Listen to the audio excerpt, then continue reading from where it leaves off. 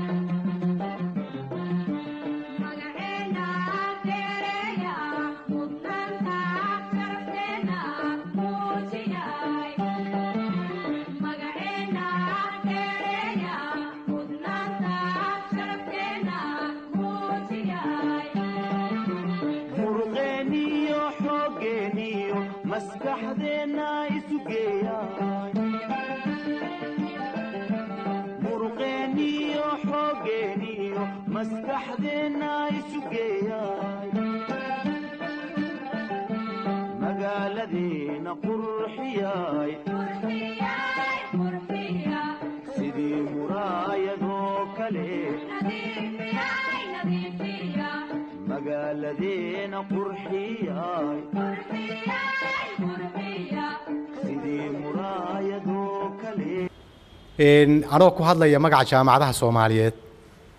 inagu dabcan bulshadan ka mid nahay ganacsatadan ka mid nahay servicean gadnaa waxaanu ognahay